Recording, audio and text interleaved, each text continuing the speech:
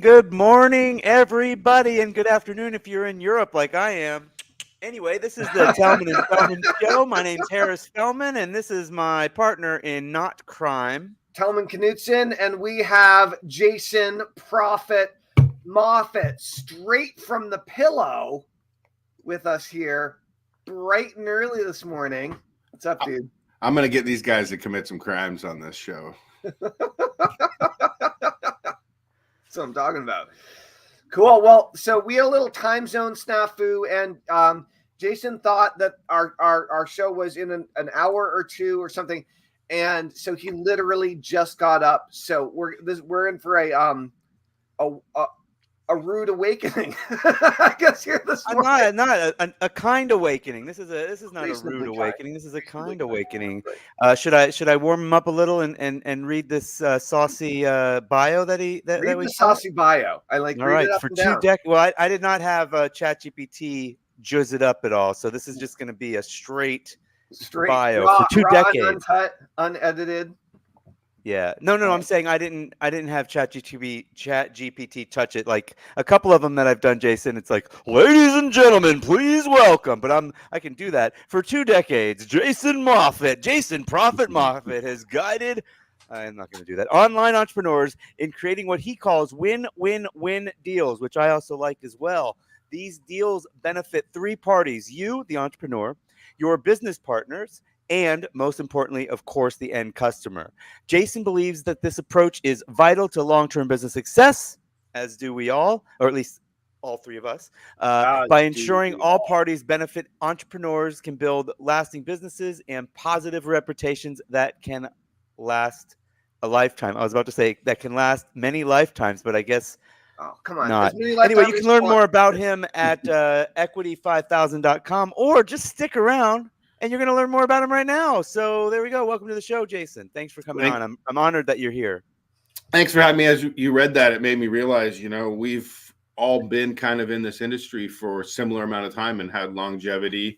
Telman's probably been around a little longer than us, I would think, but year or two, maybe. Not that much. You know what I mean? Like, yeah. So I started online really in 2003. Oh, cool. So I was 2004. So we're all about 20 years. Yeah. And Harris was spamming people, before that in a non-direct response-y kind of way.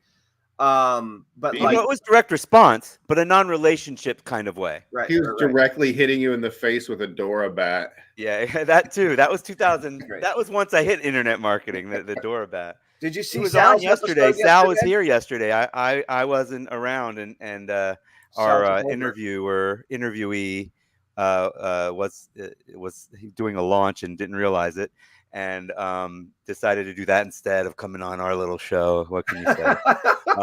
But Sal filled in for me, so Telman got to have a little fun talking to Sal yesterday. That's right. Go ahead. Last night, Jason and I got a chance to get on the phone and catch up a little bit, and we realized that at the core, there's something that we're both all 3 of us are working on and very invested in. And that's the topic of collaboration. And so when we talked about the win-win-win in the bio, that was something we're probably going to want to touch on and get into here today. But Jason, you've been around basically for almost 2 decades in the marketing space. And I'm very curious just of your unique perspective and where you're come from is, what do you see in the greater landscape of internet entrepreneurship and internet marketing as being kind of timeless principles, concepts or ideas that people should really focus on in the long term versus, the trends and fads that just kind of come and go? Like what does it look like from your side? That's a good question. When I got on in 2004, I was actually working as a private investigator. And, I kind of grew up on the streets, doing a lot of nefarious activities as a kid, which gave me a lot of street smarts. And I think that helped a lot when I got online and then being a private detective, because our industry sadly kind of attracts a lot of unsavory characters, particularly some of the successful people, maybe even borderline sociopaths who may not care about the customers, and they care about just winning for themselves. And I'm not saying all that, and I'm sure it happens in every industry, but sales is just kind of strange. And one of my heroes is Zig Ziglar, and particularly because he makes being a salesman cool and honorable. And I love that guy. And I love that I can walk into a room and be like, yeah, I'm a salesperson, and feel very proud of that, because without salespeople, nothing in the world works. Nobody eats, businesses don't thrive, people get divorced. So there's all these atrocious things. And so with that background and being a private eye, I was able to get on really early, and I just started making these files, and I would save everybody's stuff, and I was able to tell like who was full of crap really easy. And Really? yeah, I had this strange ability to just tell somebody's being honest right away. And it's strange that not strange, but it kind of makes sense that one of my first niches I got into was poker. And so I'm like a 1%. So like you're intuitively good at reading people. Yeah, and a lot of it because I'm not like I'm not that great at it. I'm getting better as I get older, but I was full of shit so much because I was a conniving, stealing, lying kid. And so it made it very simple for me to just tell from somebody's like physiology whether or not they're being honest. Yeah. And so what's a 1% poker player? Like the best in the world. Oh, you're a top 1%. Oh, hands down. But here's an interesting thing about win-win-win, and why I actually got rid of my poker business and walked away from the game of poker. I was playing in the Sahara in Las Vegas, and I was beating down this woman. Hold on. What year was it? This was 2006-ish, maybe 2007. But I was beating this lady. She was a bus driver. She had like 3 kids, and I was trying to elicit as much information from anybody I can to try to understand who they are and the decisions they'll make. And this woman is just like gambling away her rent money or her electricity. I could tell, and she had kids and frantic. And over time, I'm going to beat this woman all day. She might win some hands from luck, but poker, it's not like you're beating the casino and beating the man. I won the slots or anything. And so I felt bad because I knew that I was intellectually superior to this woman, and felt like I was taking advantage of her. And I thought in my head in that moment, it's like, if I built this woman a treehouse, I would get paid my $5,000. Her kids would get to enjoy the treehouse, and the lumberyard down the road would make money. I'm like, there's this win-win-win here. And I was like, the only way for me to be successful in poker is at the expense of another person. And that's often somebody who has gambling, issues, or I just felt like I was taking advantage of her. And I was like, I was like, I'm so skilled in life. I was like, I feel like my talent should be somewhere else where nobody's getting hurt for me to be successful. And in order for you to win in that situation, other people have to lose. Yeah, the casino would win, I would win, but she would lose. And then what is I've always thought that thought of day trading as being kind of the same. Have you ever looked into day trading? It's the same, right? Same thing with crypto. It's like, here's crypto. It's like we all 3 of us put our money in, right? And we pretend, we say, yeah, this thing has so much utility and this is going to change the world. But really, it's all 3 of us running on a train about to collide, and it's who's going to jump off first and run with the bag. That's all crypto is. And if you can understand, it's why I'm good at crypto. And it's why I actually took all my money out of crypto about a year ago. I just like, fuck, man, this doesn't align with who I want to be. And so no offense to anyone who wants to do crypto and you want to gamble. Hopefully it's people who have some smarts and yeah, but you're not going to beat the industrial investors are in that game now. You're not going to beat them, period. No, it's all, Merrill Lynch has bots that just manipulate the heck out of all the small fries. And anytime they do something, it gets covered in the news, and they're doing it because they're manipulating. And that's not just crypto. For me, that's the whole market. But anyway, we're here to talk about I guess ethical marketing. Well, no, I mean, this is really, a very win-win-win marketing. yeah. There's a very honorable perspective, Jason, and I really appreciate it. It's like there are a lot of people that feel all sales and all marketing has that same that same piece about like it almost There's only one pie. We're you all have to taking take we're all advantage taking- of someone in order to make more money. I live in a very, very liberal area, and so I have these conversations with lots of artists and creatives and all these people who generally speaking feel that any type of sales or marketing or even capitalism itself is in itself taking advantage, and someone must lose if they're part of the system. I don't agree. No, But like I think the lesson here is if you're good at some aspect of making money and you feel like it's dirty, you feel like it's unsavory, you feel like it's not doing the world a favor, like you use that big brain of yours to play a better game, like yeah, right? totally. I mean, what if somebody comes to, what is it worth for someone if they came to you as a hypnotist and they wanted to quit smoking and you gave them 15 extra years of life with their family? What's that worth? Exactly. It's just, You know, I mean, so if you, let's say you charge $750 a session, which right. would seem astronomical to your liberal friends who would think Right. you're totally Totally. gouging them, Totally. but you gave Yeah. them 15 years. It's all There you go. perspective. So, Yeah. No, it's really fascinating. So these days, let's get in the trenches. Let's talk about what you're actually up to, what you're doing, and like when you do these win-win-win collaborations, like what part do you play? Like what's your what's your role? For the last 6 years, I actually, I was on video very early on in like 2005, before YouTube existed. I was using a Handycam and like FLV players to get online because I wasn't smart enough to build websites. I didn't know how to do it. Yeah. So it was easier for me to just grab a video camera and try I used to use the FLV player.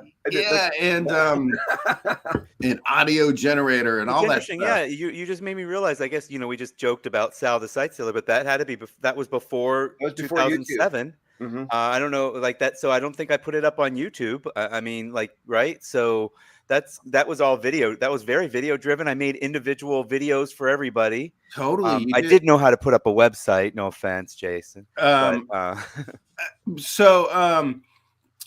was live streaming on Justin.tv and Ustream, dude, way earlier than anyone. Didn't Justin.tv become Twitch? Is that right? I think maybe so. Yeah. And so anyways, I'd been on camera and for so long. And there came a time about like 6 years ago where I just didn't want to get on the camera for some reason. I think it was actually the first time in my life I was actually kind of depressed. Mm-hmm. And it wasn't overly depressed, but I didn't feel like my cheery self, and I didn't want to get on camera in that mood. And so I took on a partner, and he came to me, actually wanted to hire me like as a marketing guy. And I was like, I don't like clients. I'm just not a client guy. But he was so passionate, and he was selling books out of the trunk of his car at like music festivals right alongside Hare Krishnas. Hare Krishnas have a funky like book sales method, and he was crushing the Hare Krishnas and sold like 10,000 books out of the trunk of his car. I'm like, this guy's going to be successful no matter what. And I was like, someone like that, he was young and he believed in what he was doing, and he was awesome and likable. And I was like, let this guy get on camera and I'll just push all the buttons and do the marketing stuff. And so we created this partnership, and we did a YouTube channel, got almost like 1 million subscribers, made, I don't know, like $7 million. And I didn't have to be the guy, and I got a huge chunk of that. And so I realized, wow, I saw so many of my friends. I was very lucky to be around Frank Kern for like 7 or 8 years of my marketing like journey early on. So I learned almost everything from Frank. And one of the things that I saw was all the big marketing gurus do the whole roller coaster, and like in 2007 and 8, like get big offices and teams and call centers and all these things. And I started noticing, I'm like, gosh, these guys that make $5, $6, $7, $8 million or whatever it is, I'm like, sure, they make a lot of money, but they have a massive amount of responsibility. Yep. Their divorce rates are way higher. Their Yep. levels of happiness, I'm kind of questioning it. And here I am surfing every day, living it up, and I'm not making as much money as them. But I was like, if I'm judging on like richness of life, I'm like, I'm richer than all of these guys. And so time was a very important thing to me, and I always wanted to protect that. And so when I created this partnership with this guy, I only had to focus on one partner, not 15 or 20 clients. And we're in a time right now where there are millions of people trying to take their expertise online.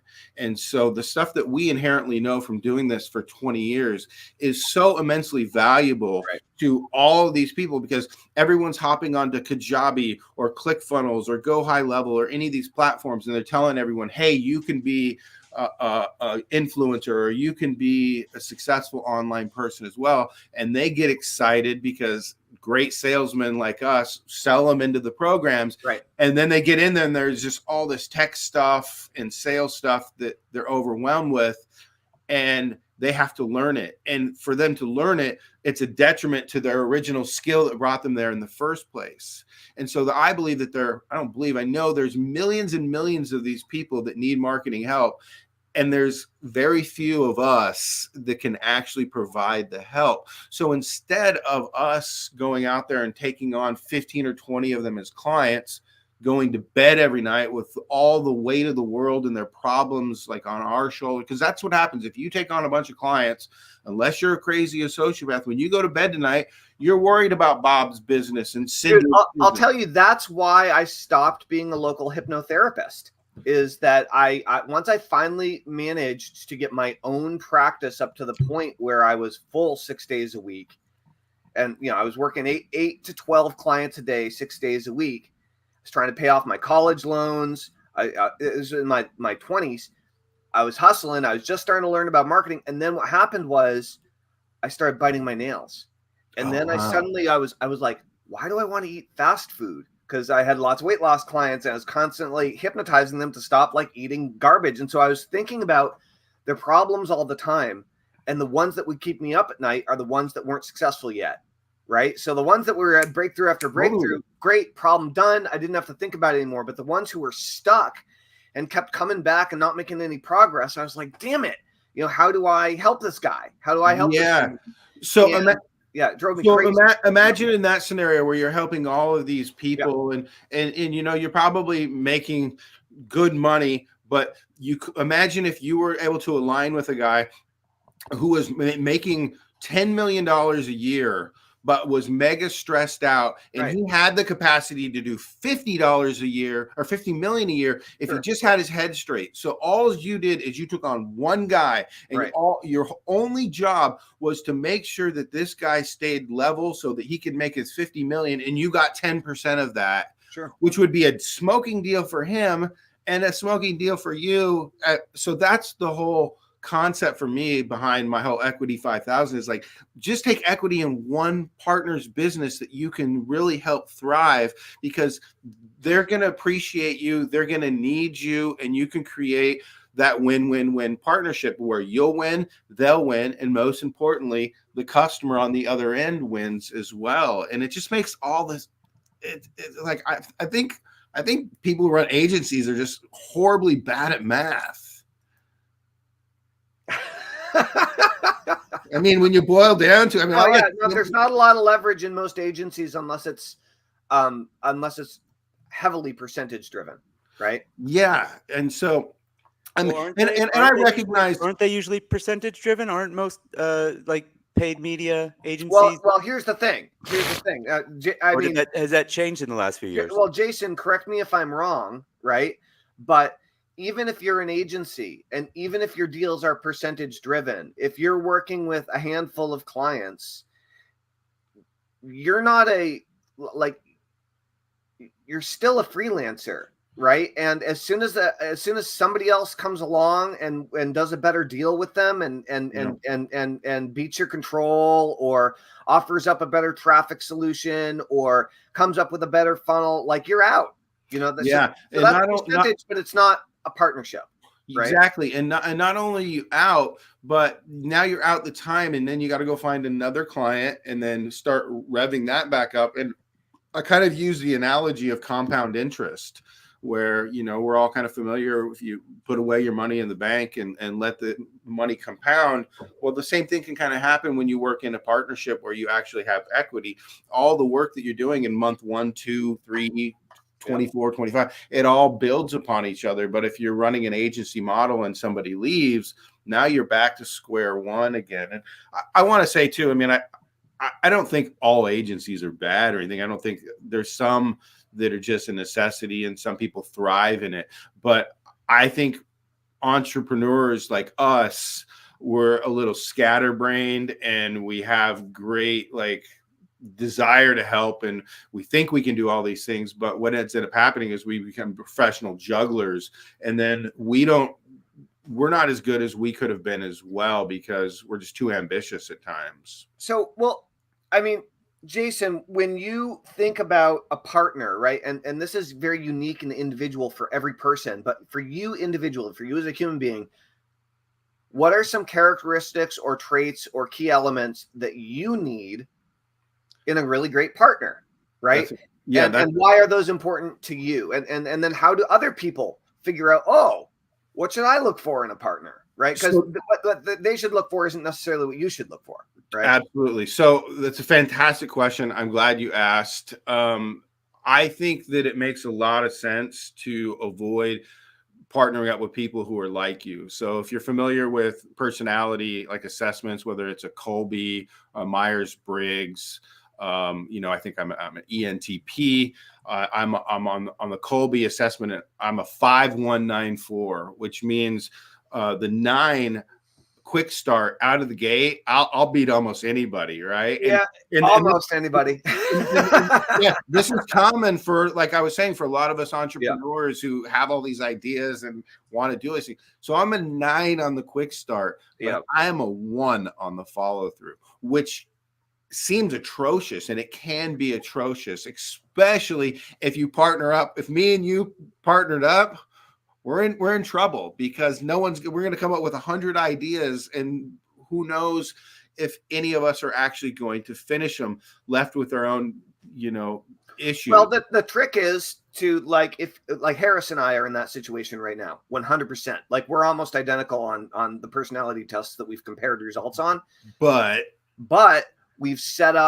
we've been in the game for a long time, and we know our weaknesses. And so we've set up systems to get shit done and to follow through consistently regardless. Totally. And that's what we talked about last night. And it's kind of a theme that I think we should pull this back around to, is that teamwork element and some type of accountability system. That's right. So I found it helps to take the personality test to know who you are, and take a variety of them too, because none of them are perfect, but you can start to kind of figure out who you are. And what you want to do is align yourself and pick partners who are on the opposite spectrum of you, so that you can kind of cover all of your bases. But like I said, a lot of us entrepreneurs are very similar in that. And I think what you guys are doing is brilliant, because it reminds me of Nashville, where I live right now. And part of the thing that excited me about this town and wanted me to come here is I started diving down the rabbit hole of songwriting, and particularly country songwriting, even top 40 radio, which was never my thing. But I started realizing that this town is full of thousands of songwriters, and they all go to work every day and punch in the clock, and they sit down, and all the labels have different writers, and they connect them, and they do co-writes. So you'll have 4 or 5 writers in a room, and they're getting paid. And so because they're there with other esteemed writers, they can't really slack off. Something has to get done. And it's a very unique way of doing things, and it's super successful, and thousands of songs get created a week through it. And through collaboration in an industry that is normally like almost cutthroat, everyone is trying to get on the chart. So you're up against all these people, but they work together. And I thought about it, I'm like, that's kind of what we do with JVs or what you guys do with summits. Yep. And it's like, we don't look at each other as competition, but more as collaborators that we can all help. That's right. And so I think it's brilliant what you guys are doing. And I think it makes a lot of sense for all of us entrepreneurs to really consider how we can help each other instead of looking at each other as competition all the time. Yeah, I see the same thing too with comedians. Like once they get to the starting out comedians, they would never collaborate. Don't even look at my jokes, But when they get to kind of a successful level, they all get together because it's like you can't, like one of my friends is half Muslim, half Jewish. No one else can tell those jokes. You know what I mean? Like, so he can get help with other, he can have a writer's room and says, hey, I've got this premise for Halloween and blah, blah, blah. So, and they don't even have a crediting system for that. Like in songwriting, there's a financial collaboration benefit, but with writers, it's just with comedy writers, it can be. Yeah, it's at very a higher level. Obviously, everybody's getting paid for any joke that they get onto the Stephen Colbert show or something like that. But at the mid level, they just collaborate. They've got buddies that they trust, and they run stuff by each other. Yeah, one of the coolest like dynamics I've ever hung out is at the Comedy Store in LA. I've done stand-up comedy a handful of times, and I went like straight to the pinnacle of like the best place in the world. And it's crazy because this is a great story of just smart thinking.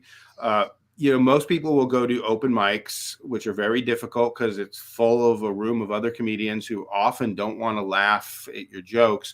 But if you show up enough times, you'll become part of a community of people who are kind of at your level, and they will all work a little collaboratively. But I didn't want to do the open mic thing. I didn't want to earn my space. And so I went to one of the promoters of the shows and I was like, how do I get on one of these cards? He's like, well, you got to do the open mics. You got to get noticed, yada, yada. And I was like, I knew they were having trouble selling tickets. And I said, well, what if I prepay for 20 tickets right now? He's like, you're on the card.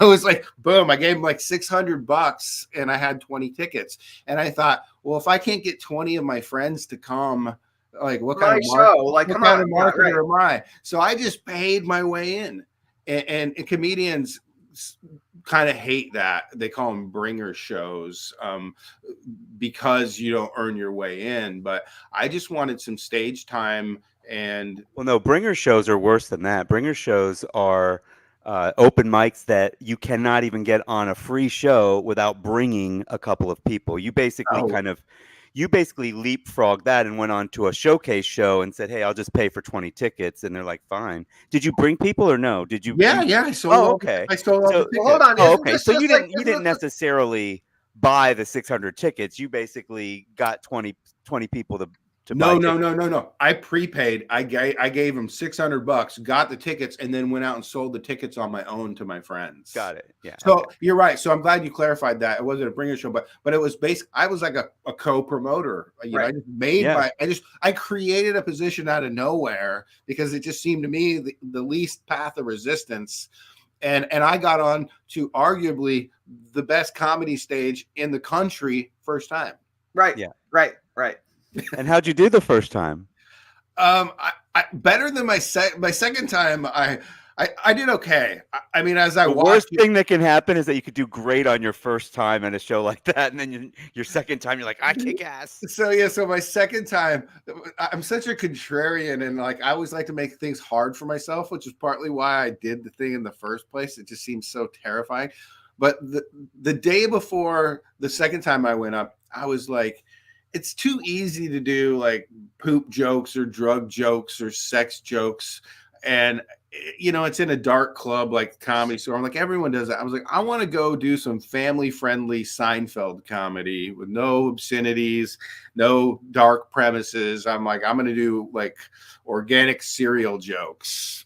And so I wrote a whole new set of 3 to 5 minutes like the day before. And bro, it did not it didn't bomb, but it call that wasn't. read the room, Jason. Read Right. the room. Well, let me ask you guys. So I've never done any improv stuff, but like when I was a kid, I was getting up and giving sermons in front of my church, and because I, went to Sunday school, and I almost ended up being forced into ministry school, and then later I sang in a heavy metal band, like as soon as I stopped going to church, and whatever. So I had some early exposure to public speaking, so I wasn't completely terrified of it when I, started doing all the teleseminar stuff and whatever, but I definitely have marketing students, who are not as comfortable on camera. I probably could use some improvement myself. So are there any good online resources, training programs to get people that are good at improv, or presumably just get good at help people get good at showing up and being authentic and feeling comfortable, maybe telling jokes or something, or it doesn't have to be comedy, I suppose, but it's a good, it seems like, I'd recommend just improv. I don't know about online improv. I think improv, you want to be in a room with people, but there's like I'm in a village in the UK that there's, F all the do here, but there's an improv workshop, I'd say most places, many places around the world have it. If you have to, but I immediately would go to, before you said the word improv, that would be like, yeah, that's really good. And then, there's joke writing classes and stuff like that, but that's for jokes. But the Toastmasters, have you ever been to Toastmasters? I have not, but once upon a time, back in the day when I used to go to BNI. Toastmasters is still around, and it's I don't do it now. I'm considering it for networking, for just like, I don't freaking know anybody where I am, and it's a very supportive group of like publics, like everybody gets up and does their whatever minutes, and they time it, and they get good feedback, and it's that, I would say, probably like Toastmasters, or if there's anything similar to Toastmasters, immediately jumps to mind for a market, for marketers especially, but there'd be like, go to Meetup and look for some sort of it honestly, it all depends on what you're into, right? But do it like getting up at a poetry reading, and even if it's not your own poem, and reading someone else's poem, or going and doing an open mic if you play an instrument, and like do a crappy cover for somebody. But like anything that gets you in front of an audience and makes you feel embarrassed, like gets you a little flushed and stuff, like anything that gets your heartbeat up, I think is a great step in the right direction. Camera's totally different too, I don't think, it's nice to go out and have the human element too, but for people who are a little scared, we all have these, and the ability to just go live. And so, sometimes the best thing that you can do when you go live, or if is just tell people, I'm terrified to do this. Right. And everybody watching is like, no kidding, I would be too. And so they already empathize with you. But the fact that you bring this up, and one of the things, I actually sell a course called Acting for Real. Oh. It's the upsell for my Easy Video Sales program, which so Easy Video Sales is kind of like teaching people super easy, like Reels or Camtasia video, all the crazy things I've done for 20 years to use like non-Hollywood, low budget videos to make sales online. And but then the upsell there is a thing called Acting for Real. And I say, hey, look, if you're wanting to be an influencer and you're really wanting to be good on camera, one of my secret weapons is actually a Hollywood acting coach named Tom McFadden. He's been teaching Hollywood actors for decades, and he was actually at that stand-up show at the Comedy Store and saw me try to do my Seinfeld-esque jokes. And so Tom has this whole program called Acting for Real. And I asked him, I'm like, dude, this is perfect for my audience. I'm like, can I add this as an upsell to the back of my Easy Video Sales, and I'll give you 50% of any of the sales? So, and he was like, yes, please. He wanted to get this in the hands of more entrepreneurs. And it kind of takes what actors would learn for acting, but it's all applicable for being a YouTuber or an online person. So, dude, that sounds interesting. I would love to go. I'll give you access to it if you want. And but it all comes right back to what we're talking to about collaboration as well. So like I didn't have an upsell for my program, and instead of me having to go create something, what did I do? I did the path of least resistance. Again, I'm thinking about my people who I'm trying to serve. What do they need? How do I create this win-win-win? Well, I help Tom out, I help myself out, and I help the customer out, and I don't even have to create a product. It was already there, and it's incredible. And you know, his sons actually run a company called Collab, which is which is a huge like $50 million company that where they find like TikTok and you know, influencer talents, and they help do all the marketing and stuff and raise up all these people. And his son is like my favorite actor in the world, and just a great example of collaboration and win-win-win. And I really encourage people to just think more of how you can leverage other people's talents and skills in a way that helps everybody, because left on your own, we all have our strengths and we all have our weaknesses, and part of our weaknesses is not realizing that, you know, I said it to you last night, the Post Malone lyric, teamwork makes the dream work. Teamwork makes the dream work. That's right. Yeah, and that's Hey, what was the? How do they get? help. How do they get to acting for real? You said there's a Video Made Easy course. Yeah, I have a course called Easy Video Sales. I wonder Easy Video Sales. Telman can put that up on the screen. What's the maybe URL? for me and maybe for Telman as well, but even for I don't know if my redirect's working. It's at profitmoffat.com/easy-video-sales. all right. PROFITMOFFATT.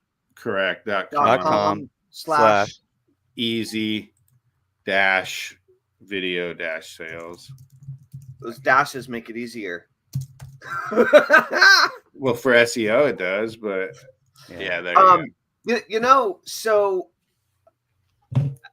speaking of video, so you spent the last like 7 years. Tell me if I'm wrong here, because my understanding is that you spent the last 7 years working in partnership with this guy, and you guys built like an empire on YouTube, right? Yeah. And so Harris and will you give us some advice? Yeah, this format that we're doing right now is pretty horrible for views, let's say, mostly because now it's not bad if you have a huge audience, you know, but we're not Joe Rogans, right? So we don't have this massive audience that wants to listen to us for 3 hours. Had we, you know, maybe in a couple of years, you might be able to pull that off. But, you know, YouTube really cares about watch time more than anything. And so if you want to become successful on YouTube, in my opinion, you create 7 to 15 minute videos. Every video is on one topic, and that one topic somehow helps somebody with a specific problem. Because when somebody goes to YouTube, they typically type like how to fix my leaking fridge, Westinghouse model, or, you know, it's very specific. So when you say this format, you're saying this long interview format that we're doing is not ideal, not necessarily the layout of the 3 people. Or is that also horrible? You know, that doesn't matter. I'm just saying, just the long form conversations. So it's if we great. took something from this video, this hour-long video, and then made it into a 7 to 10 minute video, like that's what we're thinking of doing. But you know, to be honest, as you say this, I don't think that the way we were going to do it would have hit what you're talking about. So 2 things that we were going to do is, number one, let's say we take this hour and we say, hey, Opus, take this and cut it up into a bunch of 1 minute, you know, shots. That'll get us, you know, that'll do whatever it does. That'll feed the algorithm a bit, but then also do a 10-minute highlight reel. That's not going to attack. It's not going to be smart enough to go, oh, okay, this is going to solve one problem, like you just said. You know what I mean? It's going to basically be like a more entertaining than an hour of old guys talking about marketing. It'll be the, you know, whatever the the eyes of the AI says is interesting, I guess, or Totally. hears is interesting. You never know. There's multiple 3-5 minute clips in here that would be of value, and you never know what's going on, just in the world timely wise too. Something could happen, and then all of a sudden something that wasn't relevant weeks ago all of a sudden is. And so sometimes, and you just never know what'll take off and work. Sometimes it literally could be a 20-second reel, Right. But I think like the benefit of doing a structured YouTube video is that you can have kind of a template in place, in that, so in the very beginning you reiterate what the title is and let them know why they clicked, because right away you got to pay off on your thumbnail. They clicked on your thumbnail or your title, and so you have to pay that off right away. You have to create some type of pattern interrupt, and then an open loop to try to drag them. So it's like, hey, you want to learn how to quit smoking? I'm going to show you the easiest way. It'll help you do it in 5 days.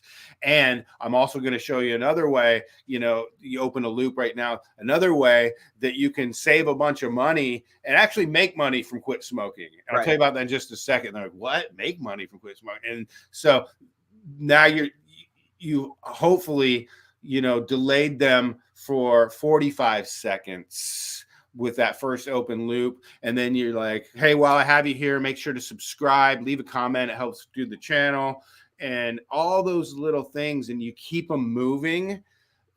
That will keep people watching and engaging. And then YouTube's like, all right, this guy knows what's up. And so that takes kind of a formula. But if you get on kind of like how we are, we're lucky, we're skilled, we kind of know how to do this stuff a little bit.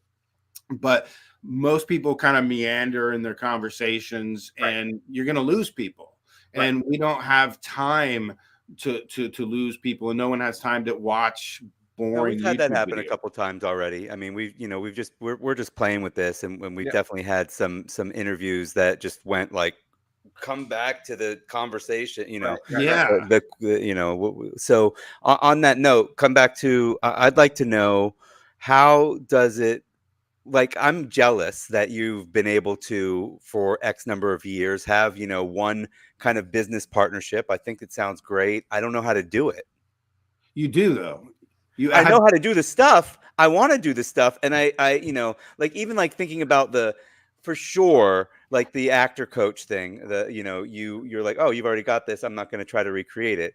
Like lately, everybody I bump into that has something, they're so like, blah, blah, I can't even like reel them in. Like, I've got a friend that has a book on, like, I don't know, I think it was, comedy improv, but for business. Right. And I'm like, well, I could really help you.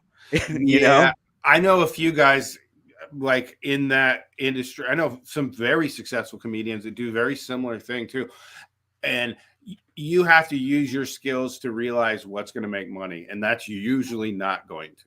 And so what you have to become is a talent scout, and you have to keep an eye out. It's like finding the next, baseball player or whatnot. You have to really see. And so a lot of people want to do these equity deals. Well, you can't go to a Frank Kern or a Rich Schefren and try to get equity in their company. They're already established. What you want to do, well, they've already got the skills that we have as well. Like I'm more totally. So what I analogy I use is kind of like the hierarchy of a marketing C, right? So you're got the whales, the Grant Cardones, and everything out there, and then you got the sharks. Cardone may be a shark more than a whale, I don't know. But, you got these different fish in the sea. But what you're ideally looking for, like, is a calf, which is a baby whale that hasn't turned into a whale yet. But you spot something in them that know that they're going to be successful. They just need a little help to get there. And that's what I saw in Jake. He was selling the 10,000 books out of the back of his truck.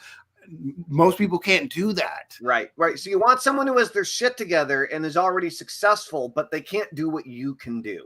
And they also have Versus somebody- content. They also have a content that they've proven, I guess, to have an audience, that somebody's interested in whatever, whatever they've got. So ultimately, it's most people suffer from the same thing. So once someone gets their content down or they're good at what they do and they teach, almost everybody struggles from the same issue, and that's traffic. And if you can solve the traffic problem for people, then everyone gets rich, because that's just how it works. And I don't think there's any traffic better than YouTube traffic, because people are actually paying attention and they're looking for answers to problems. So what I like to do, I like to just focus on making one YouTube video a day that's super helpful. That's all you do. You just worry about making a YouTube video, and then you hire a VA who then syndicates that to all the other social platforms after that. So if your focus is like just make a YouTube video, and in that YouTube video, obviously you want a call to action for someone to go get a lead magnet, because what I want to do is I don't care about the million subscribers on YouTube. What I care about are the million email addresses I got from YouTube. So I'm trying to drag people off platform. Yeah, so you're building. Yeah, okay, so for the audience listening, you don't get email addresses. Yeah, that's right. You don't get a way to contact with people on YouTube. I mean, you do. You're when you put a new video out, it automatically sends to whoever allows the message to be sent. But that's not what you're talking about. You're talking about being able to take them outside of the YouTube system and saying, hey, so do you recommend putting that as a call to action at the end of every video, like to get my book? Dude, not at the end. You want to be able, you probably want to put it in the first 3 minutes, and you want to have your call to action somehow be organically aligned with the content you're doing. Right.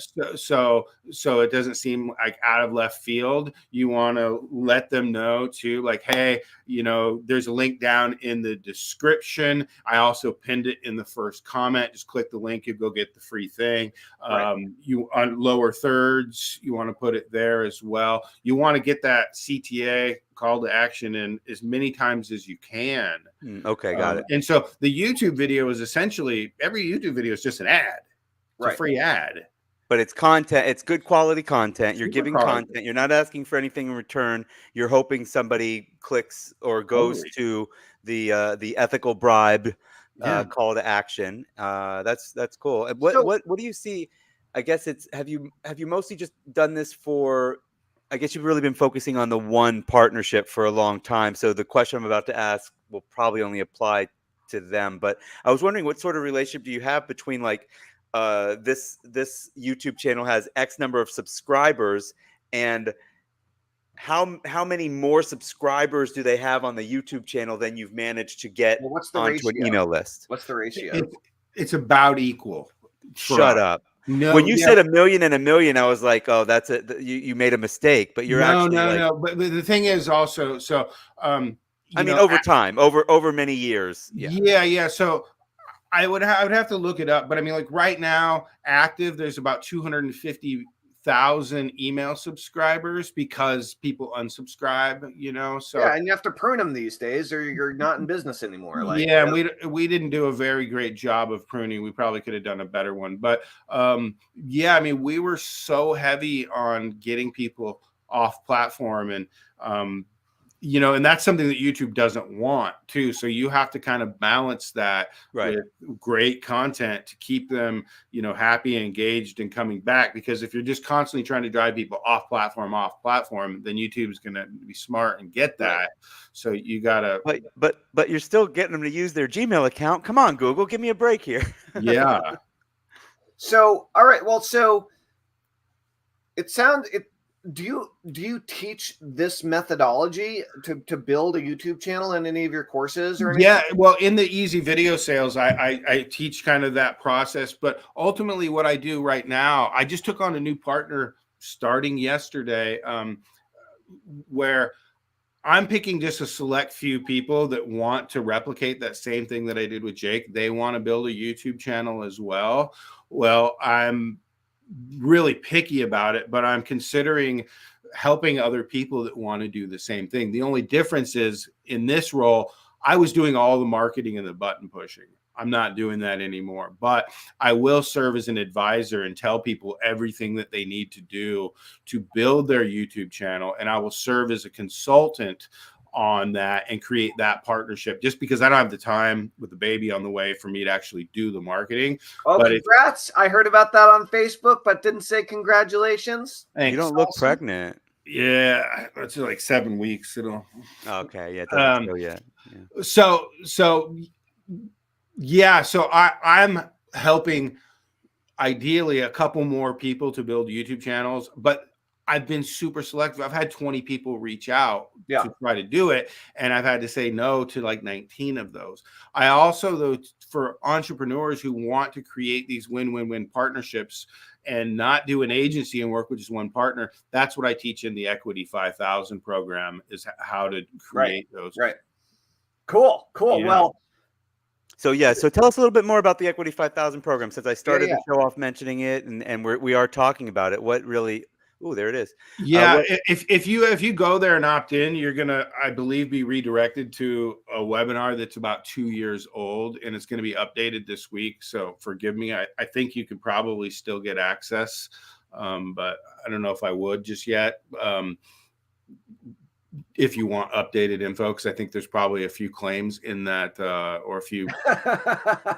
I think I probably promised a couple things that may not be relevant right now. So just a heads up on that. But yeah, man, I think there's so many people out there right now that have wanted to start a marketing agency, or they are doing a marketing agency, and they maybe have a few clients, and they already realize how much more work it is than they might have thought. Mm-hmm. And if you like the idea of working with one person instead of 15, and then one person wants to compensate you fairly, instead of, man, I don't know any agencies, I don't know any clients that are like overly happy with the agency. They're almost always wanting cheaper clicks or better conversion. They always want something more out of you.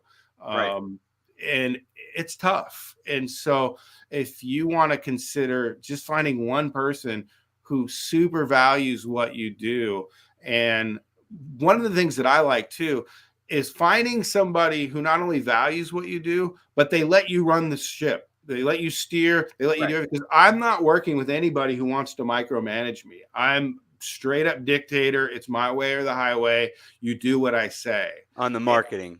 On the marketing stuff. And if you don't like that, then that's fine. Then we're not good partners. But there are so many people out there that want that. They're just like, Jason, just tell me what to do. Please just tell me what to do, and I'll do that. Those are the kind of people I'm looking for. It's interesting too. Like, and hopefully you would agree. Like, even though you're a dictator when it comes to your marketing, and I think probably many of us are, you can acknowledge that there might be a different way that also works. But you need a straight line, to not go, oh, let's jump over on this strategy and let's jump over on this strategy. Like you a moment ago said that you think that YouTube is the best type of traffic. I guarantee you, I could throw a rock into a marketing conference and find people that totally think Facebook is the best way to get traffic, and they could prove you wrong with their method versus their YouTube method. Yeah. And I'll admit, like, I'm talking specifically organic free traffic, if free traffic exists, because it takes time, and time's right. You have to invest something somewhere. Well, I mean, but I will be the first one to admit, all the money that we made, all the leads that we made, we could have poured gas on the fire and done paid ads and made 5 or 10 times more. I'm just not proficient in paid ads. Got it. And so you from your foundation that you built, the foundation of traffic that you built, you for sure could have said, okay, let's take this and make more with paid ads. Yeah. You didn't do wait. You didn't do paid ads on YouTube?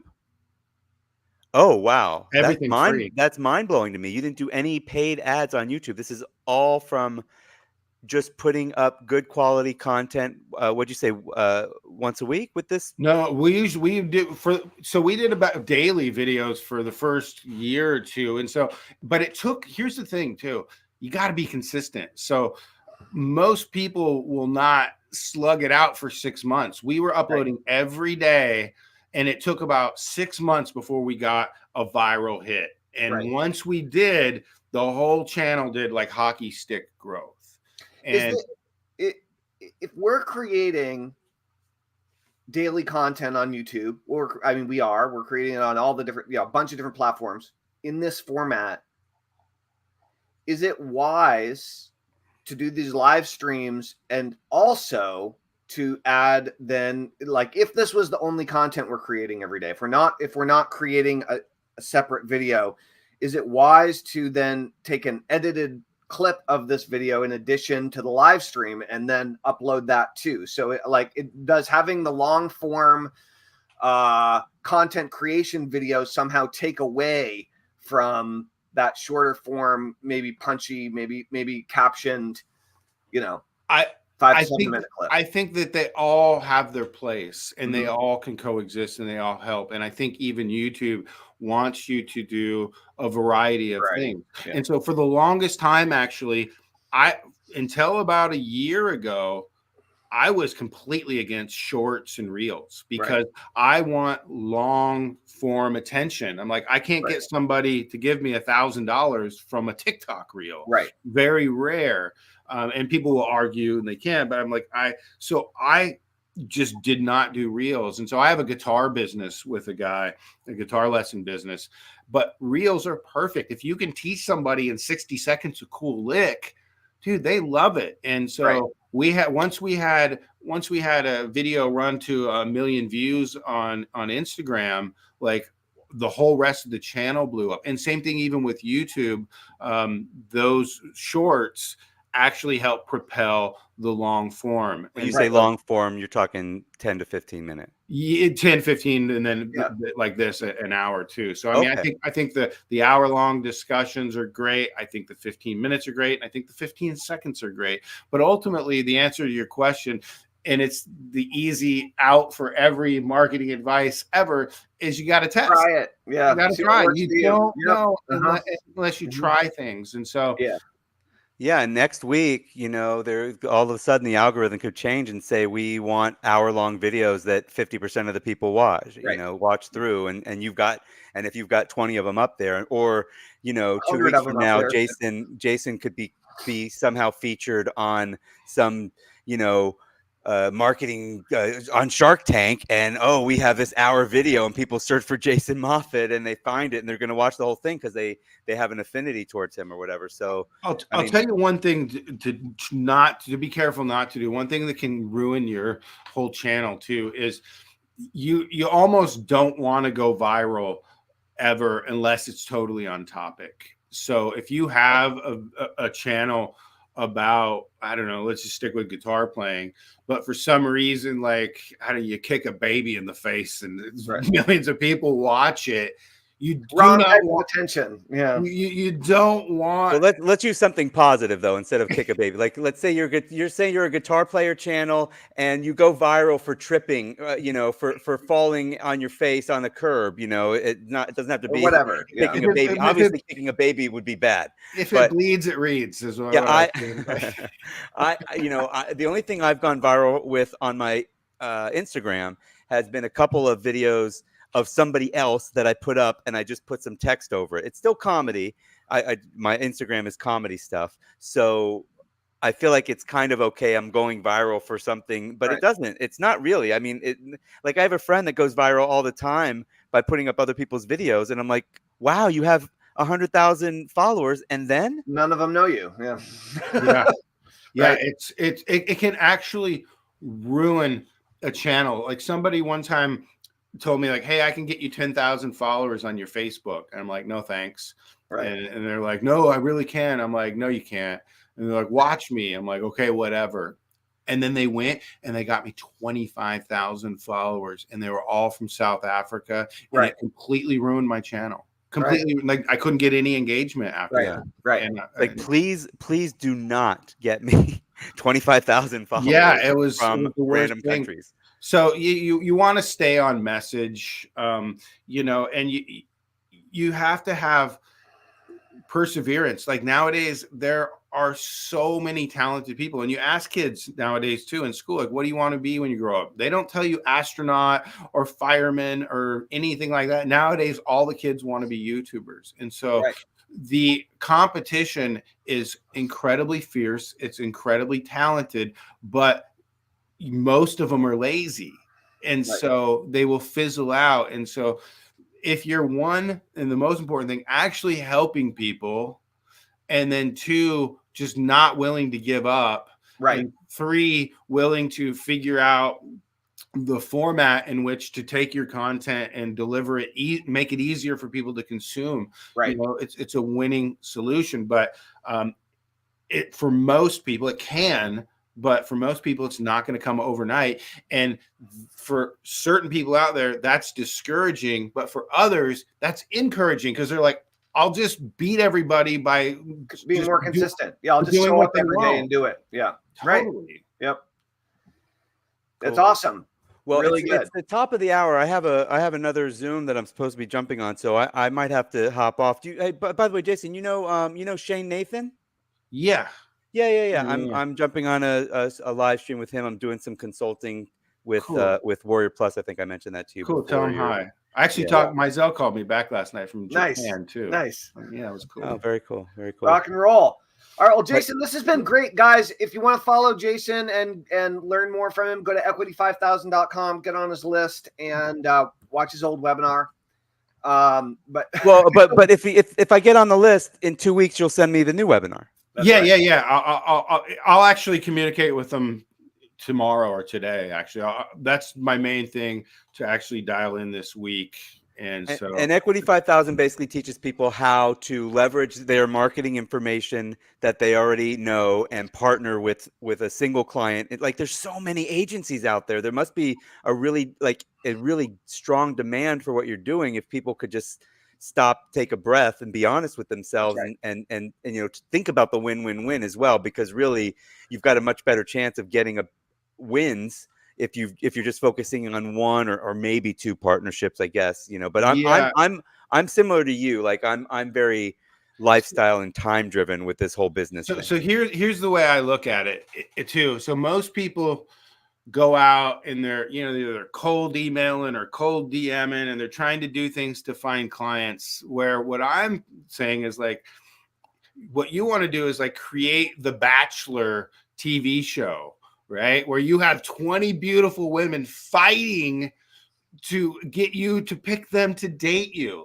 And so what you want to do is you want to start building enough leads that now you have 20 up and coming entrepreneurs that want to partner with you. And that way you're picking who you think is the best, instead of trying to land the first deal you can get, because the first deal is usually not going to be the best one. You want to interview and put people, make them jump through hoops, improve themselves so that you find the right one. And that's so much better. You want people to chase you. That's right. That's right. But then with a partnership, you're going to work for them. You're going to work with the company for free until you can show the differential. Yeah. No, dude, the way I teach it, I mean, I suggest, like, look, I'll partner up with you, but I want $15,000, $25,000 just to get started, to prove that you are committed to me. Yep. And I want 30, 40, 50% of the business. Right. Cool. Oh, only 30, 40. Oh, 50. Yeah, I was thinking 50. 30, 40, 50. Well, I mean, it just depends. Perfectly, I believe even Stevens are the best, and I believe that the marketing is equally, if not more important than whatever's being sold. And so I want people that recognize that as well, and people that actually want to do a 50-50 deal. To me, that makes the most sense. Yeah, and then if it's a business that's already doing, like you said, a few million, you probably negotiate something where you're getting plus the few million. Exactly. Yeah. Cool. Very, very, very cool stuff. It's really interesting to see you in that direction, and I'm glad it's going well for you so far. And I think a lot of people will benefit. Yeah. One last thing, I know you got to go. Thanks for the time. It's been great. I love you guys. You two as a team could probably fulfill that role if you guys found somebody who was great. Your two minds together, where you guys might be able to easily do the same thing I was doing. Interesting. Yeah. That's a So good maybe idea. something just to keep in the back of your mind as you talk to people on these shows, as more people come into this ecosystem, as more people continue to watch. I would keep that on the radar because it's a perfect opportunity to create one of those. It could be actually a win-win-win-win. That's Well, right. it's definitely on the radar as part of the stuff that we are working on, which is teaching people how to do the summit collaboration, because I'm sure we'll run into You're some perfect person that says, hey, just do this part for me, and we're and yeah. we're So like, we need to actually follow up on this conversation privately and stuff too, because you guys are going to run into all kinds Right. of opportunities in the future. Right. That could benefit me, could benefit you, could benefit them. So oh my God, it could be a win-win-win-win-win-win-win-win. That's right. win. That's right. an octa win. Cool, guys. Let's do it. Well, thank you all very much. Awesome, Jason. Thank you, Harris. buddy. And thank you to all of our awesome Talman and Fellman viewers. See you guys. Thanks, guys. thanks for watching. I had a couple of people that watched for the first time today that private messaged me and said, "Oh my God, I'm watching you." I'm like, "Cool." And then he's like, "I gotta go." I'm like, "Okay, go. It'll be here." But anyway, thanks everybody for watching. Jason, thanks so much for jumping on with us. This has been really great. Yeah. Take care, guys. Bye, All right, guys. take care. Thanks.